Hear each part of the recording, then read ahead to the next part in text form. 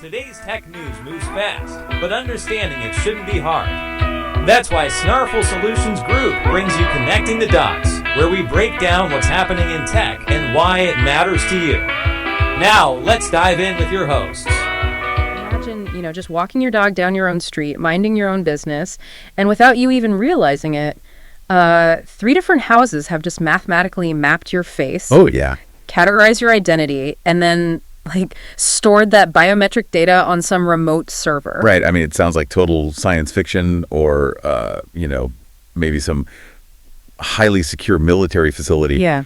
But it is actually just a Tuesday afternoon in a totally normal suburban neighborhood. And it's the exact center of this massive new legal battle over who actually gets to monitor public spaces. So welcome to Connecting the Dots. I am Alex. And I am Morgan, and we are coming to you from Snarful Solutions Group right here in Sacramento, California. It is Wednesday, June 3, 2026. And, whether you are prepping for a morning meeting or maybe sitting in traffic or just insanely curious about the hidden forces shaping our tech today, we are thrilled to have you here. Absolutely. Just think of yourself as the third friend sitting right here in the studio with us. Yeah, pull up a chair.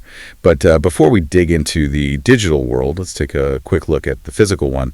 We always like to ground our analysis in what is happening, outside your window and in your portfolio. For sure. And if you're here in Sacramento with us, you are looking at an absolutely gorgeous day. It is sunny, hitting a high of 94 degrees Fahrenheit, and we've got a light wind blowing at 3 to 8 miles per hour. Yeah, definitely enjoy that sunshine while you have it, because if you're tuning in from elsewhere in the country, you really need to pay attention to the radar today. Right. There are currently 187 active U.S. weather alerts, and 45 of those are over land, so, take a quick second to check weather.gov for the specific details in your local area. Gotta stay safe. Now, onto the financial market. We have the closing numbers from yesterday, June 2nd, and it was a solidly green day across the major indices. Oh, definitely. The Dow Jones closed at 51,307.79, which is up 394.95 points, or 0.78%. Yeah, and the broader market basically followed that exact same upward trajectory. The S&P 500 closed at 7,609.78, so that's marking a bump of 14.38 points, or 0.19%. Nice. And looking over at the crypto boards this morning, June 3rd, Bitcoin opened at 66,667.61 and just recently closed out its rolling window at 66,866.43. So a slight bump there as well. Right. And just rounding things out with sports, real quick recap from yesterday's baseball action. The Oakland A's edged out the Chicago Cubs with a 2-1 victory, and Gage Jump took the win on the mound. Yeah, it was a much tougher day for the San Francisco Giants, though, who dropped their game to the Milwaukee Brewers 3-8. Rough one. Yeah. And if you are checking the basketball schedule, the Sacramento Kings had the night off. So with the physical landscape set, our agenda today takes a pretty sharp pivot into the digital realm. Because every story we are covering shares a single massive underlying theme, which is control. Control, yeah. We are dissecting who controls our biometric data on public streets, who controls the flow of our internet traffic, our livelihoods, and honestly, who controls the very financial mechanics of Wall Street. Today's episode is brought to you by Strong Coffee, the premium instant coffee that tastes like a traditional brew, but is packed with 15 grams of protein, MCTs, and adaptogens like ashwagandha. Get clean, sustained energy without the jitters. Use promo code SNARFUL for 20% off at strongcoffeecompany.com. So let's look closer at our Morningstar Tech article report. Story number 1 takes us right back to that, frankly, unsettling scenario we mentioned at the top of the show. Yeah, it's wild. There is a new lawsuit making waves claiming that a feature on Amazon's Ring doorbells is quietly capturing facial data from passersby without their knowledge. Right, and to really understand the gravity of this lawsuit, we have to look at how this technology actually functions, because it's not what most people think. How so? Well, a standard security camera simply records a video file, right? Light hits a sensor, and it saves a moving picture. But advanced facial recognition does something fundamentally different. When a person walks into the frame, the software is actively scanning the geometry of their face. So it's not just taking a picture? No. It measures the distance between their eyes, the curve of their jawline, the depth of their eye sockets. Wow. So it translates an actual physical human being into a unique mathematical string of numbers. Precisely. That string of numbers is called biometric data. Yeah. And because it is so uniquely tied to your physical identity, just like a fingerprint or a DNA swab, the law treats it as highly, highly sensitive information. Right. And the core allegation in this lawsuit is that Ring devices are casting their net way too wide. They're scanning everyone. Exactly. They aren't just processing the face of the person who actually walks up and rings the bell. They're capturing the biometric data of anyone just, walking past the house on the public sidewalk. See, I look at it this way. Imagine you hire a bouncer to stand on your front porch to keep an eye on things. Okay. That makes sense for home security, right? But this lawsuit basically alleges that your bouncer isn't just checking IDs at the door. Right. Instead, this bouncer is walking down to the edge of the lawn and secretly fingerprinting every single person who happens to stroll past on the public sidewalk. Yeah, that analogy captures the legal tension perfectly.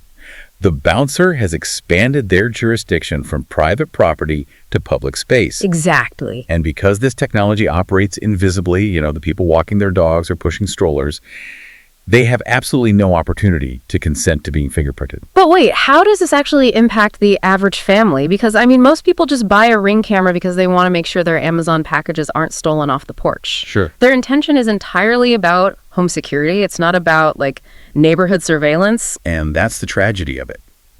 The real-world impact is that everyday families are inadvertently being drafted into this massive data collection apparatus. Right.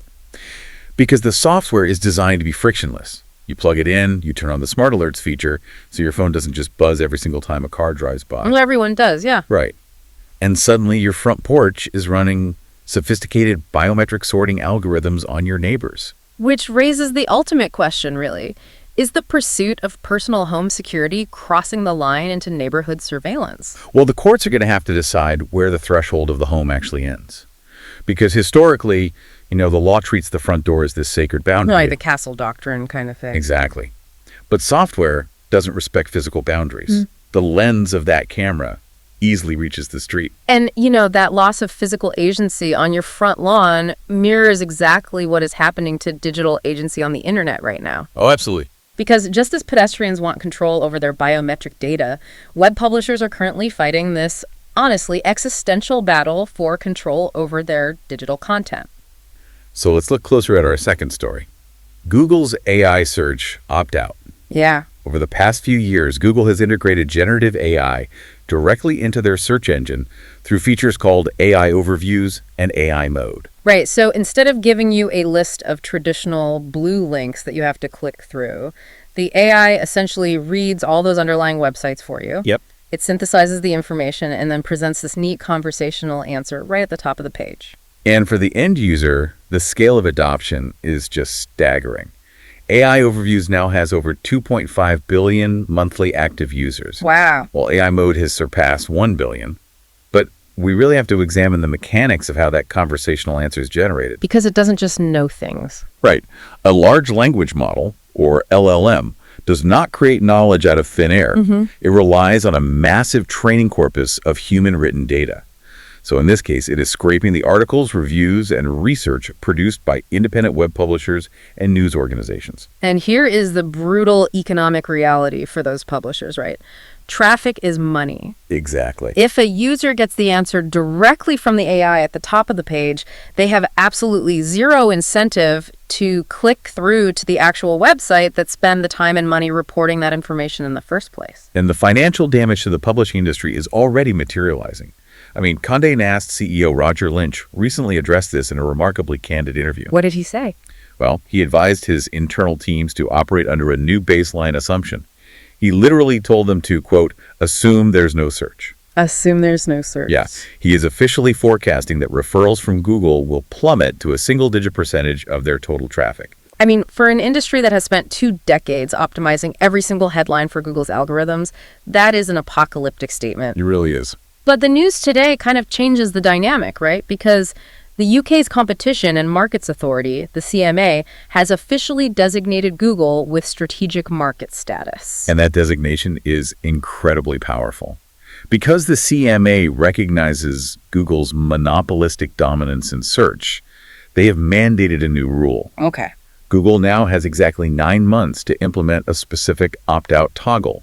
So this toggle will allow UK website owners via the Google Search Console to explicitly exclude their sites from being ingested by AI overviews and AI mode. I am trying to visualize this. It is like, say you spend a year writing a heavily researched book, right? Sure. And you place it in a public library so people can find it and read it. That is standard internet search. Okay. But Google's AI operates like a machine sitting at the front doors of the library. It takes your book off the shelf, speed reads it, writes a condensed Cliff's Notes version, and then hands that summary to everyone walking in the door. So no one ever actually goes to your section of the library to check out your original work. That's spot on. Yeah. And the UK CMA rule effectively allows publishers to say, hey, you can keep my book in the library, but I absolutely forbid you from feeding it into your Cliff's Notes machine.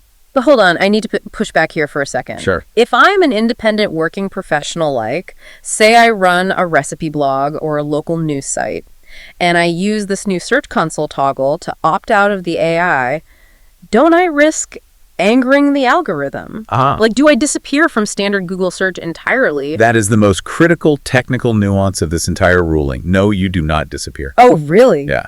The CMA mandate forces Google to separate their indexing mechanisms.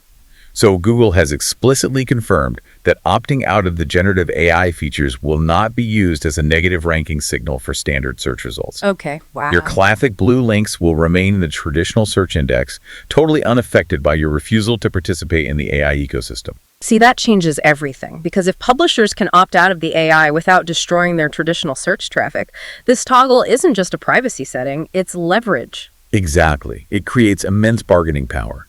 The underlying logic here is simple supply and demand. If major news organizations, specialized publishers and high-quality independent creators all flip that toggle, the AI's training data degrades. Right, it's starved. It loses access to real-time, accurate, human-verified information. And if the AI becomes less useful, Google's entire strategic pivot is threatened. So it basically forces Google to the negotiating table. Yes. This rule finally gives the people who rely on web traffic to put food on the table the ability to demand actual content licensing deals. They can say, hey, if you want my journalism to fuel your billion-dollar AI answers, cut me a check. And while this is currently just a UK mandate, it establishes a regulatory blueprint. You can fully expect publishers globally to use this exact framework to demand similar controls in the US and the European Union. Well, let's unpack this. We have seen how publishers are trying to leverage their data against massive tech platforms. But what happens when a single company doesn't just scrape data, but actually owns the physical space infrastructure and the AI models under one roof? Yeah, that's when you get an unprecedented financial flex. Exactly. Which takes us to our third story today, the SpaceX IPO. So SpaceX is preparing to go public, and they're targeting a record-shattering $75 billion raise. They are scheduled to debut on the NASDAQ on June 12th under the ticker symbol SPCX, and they're looking to offload 555.6 million shares. I mean, just the sheer size of this initial public offering is staggering, but the part that is really breaking the brains of Wall Street analysts right now is how SpaceX is choosing to price it. Right. In a move that defies all traditional financial mechanics, SpaceX is fixing the price at $135 a share before the roadshow even begins. And to appreciate how disruptive this is, you kind of have to consider how an IPO usually works. Right, the standard playbook. Yeah. A company wants to go public, so they announce a target price range. Let's say $80 to $100 a share. Okay. The executives then embark on a roadshow, traveling around the country to pitch their business to institutional investors, massive pension funds, investment banks. Right. They gauge the appetite of those big players, they build an order book, and that institutional demand discovers the final price. It is, at its core, a negotiation based on perceived risk. But SpaceX is just refusing to negotiate. Totally. They are skipping price discovery entirely. They are walking into the room with the biggest banks in the world and basically saying, the price is $135, take it or leave it. Yep. It is the equivalent of putting your house on the market, listing it for double what the comps say it is worth, and refusing to entertain a single counteroffer. You're just banking entirely on a frenzied bidding war. And at a fixed price of $135 a share, SpaceX is implying a total company valuation of $1.75 trillion. Wait, stop. Let me just pause you right there. 1.75 trillion. With a T. With a T. For a company whose primary business is building rockets, I mean, look at their actual financials. SpaceX reported a $4.94 billion net loss in 2025. Yeah, they did. So how is Wall Street seriously expected to ignore a nearly $5 billion hole in the balance sheet and just hand over a $1 trillion valuation? And that is the exact debate fracturing the financial community right now. I bet. The justification for that multiple comes down to a major structural change that happened internally. So back in February of 2026, SpaceX quietly folded Elon Musk's artificial intelligence startup, xAI, into their broader corporate structure. Oh, interesting. Yeah, so they are no longer pitching themselves as just an aerospace manufacturer. They are pitching this IPO as a combined space and AI infrastructure monopoly. So they're arguing that the capital raised won't just build more rockets, it will fund the expansion of massive AI computing clusters that are directly integrated with the Starlink satellite network. Exactly. The pitch is that they own both the orbital data transmission layer Yeah. and the algorithmic processing layer. That's a huge claim. It is. However, traditional analysts are highly skeptical. Morningstar equity analyst Nicholas Omans released this blistering note pushing back on the valuation. He argues that SpaceX is drastically overvalued. What's his number? Well, his team suggests the true intrinsic value should be less than half of that $1.75 trillion figure, closer to $780 billion. Wow. A $1 trillion discrepancy in valuation is almost comical. What is Owens basing that massive haircut on? Owens points out that while the space infrastructure part is dominant, the AI component is completely speculative. His team does not view Grok, which is the specific AI model developed by xAI, as one of the leading artificial intelligence labs currently operating. So it's not OpenAI or Anthropic. Right. Critics argue that folding xAI into SpaceX is essentially an accounting maneuver designed to artificially inflate the IPO valuation by attaching it to the current AI hype cycle. So are institutional investors actually buying a dominant space logistics company, or are they just buying a ridiculously overpriced ticket on the Elon Musk AI hype train? Well, if you look at traditional financial metrics, institutional investors should balk at this. But SpaceX has engineered a really brilliant structural hedge to force their hand. How so?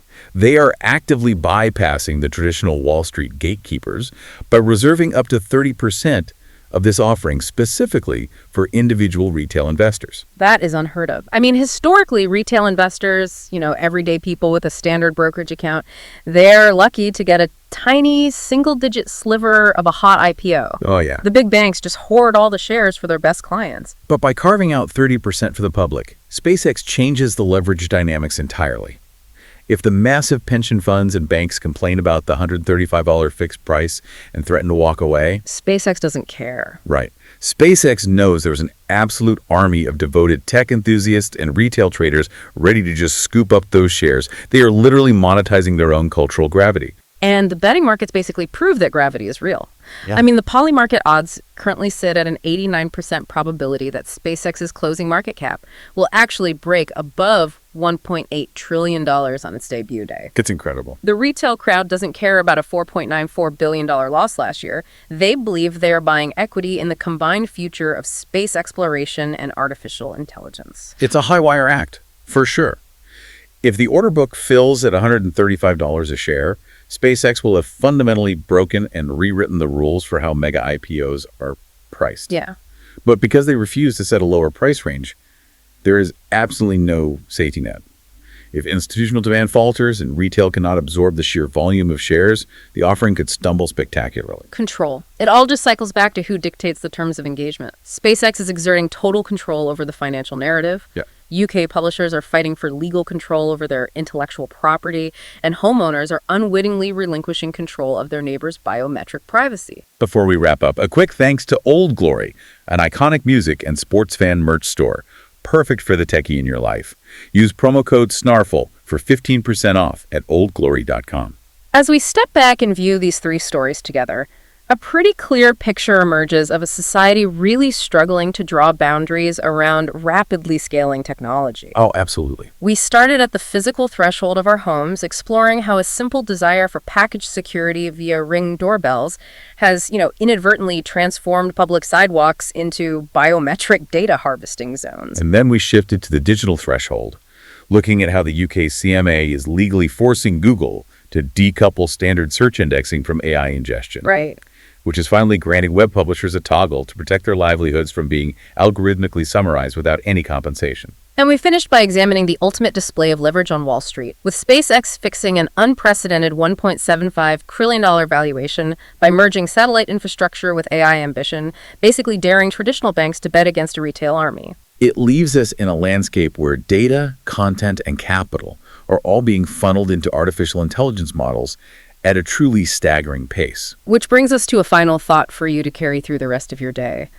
You know, we spent a lot of time today talking about mechanisms for opting out, whether it's trying to opt out of a camera's facial matrix on a public street or a publisher opting out of an AI training corpus. Right. But as these intelligent systems integrate into the very foundation of our infrastructure, from our front porches to our orbital rockets, will the concept of opting out even exist in 5 years? That's a good question. Or will our privacy, our original ideas, and our attention simply become mandatory raw materials quietly priced into the next trillion-dollar algorithm? It is definitely a complex question to consider the next time you walk past the glowing doorbell ring. Yeah. Or type a query into a search bar. We're here to help at Snarful, so reach out on our website if you have any more questions. That's a wrap on today's top stories. Remember, tech doesn't have to be complicated, and we're here to help connect the dots. If you've got questions or want to learn more, visit us at snarful.com. Thanks for listening, and we'll catch you next time.